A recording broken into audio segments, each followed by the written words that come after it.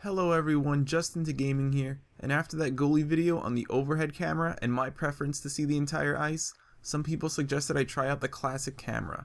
So I thought I'd try it out for you guys and let you know my thoughts on the classic cam. So first let's talk about the positives of using the classic camera goalie view. Just like overhead or other skater views, you're able to see all 12 skaters on the ice, which fits my ideal need for a goalie camera. Another plus about the classic cam is that since it's lower than the overhead, it's much easier to tell whether you're facing a high or low shot.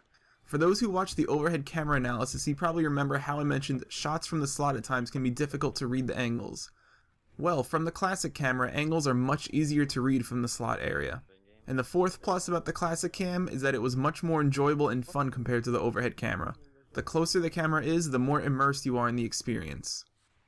So those were the 4 good things I noticed when playing on the classic camera as a goalie, but now let's talk about the negatives. There were a few weaknesses that really stood out for my playstyle and a few minor ones that's just a matter of personal opinion.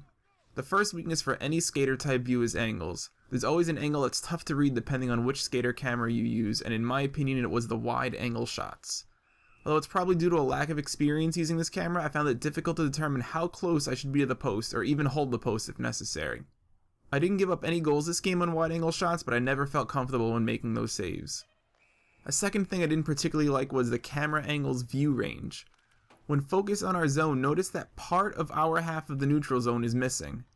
At times this made it difficult to time when I should switch the camera when the other team was on a fast break. Sometimes I was too early and nobody was on screen, and other times I was too late and they were already in our zone. I did get better as the game went on, but I think the main problem for this is the third weakness, and that is the slow transitioning camera. I was very surprised how slow the camera would move when pressing the back button. Compared to overhead, the transition seemed like slow motion. Making it quicker would easily get rid of a few problems I had with this camera angle.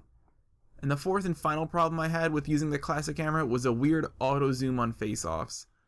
On every face-off, once the puck is dropped, the camera seemed to reposition itself for a split second.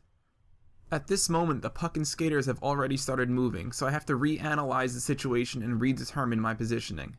Those tenths of a second could be critical on a defensive zone face-off. I have auto zoom set to off, so please let me know if you guys would have this problem too. So that's what I noticed when using the classic camera for goalies. 4 positives, 4 negatives.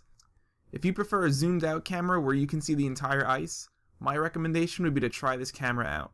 If you can get past some of those small weaknesses like the slow moving camera or lack of neutral zone, this is probably a very good camera to use.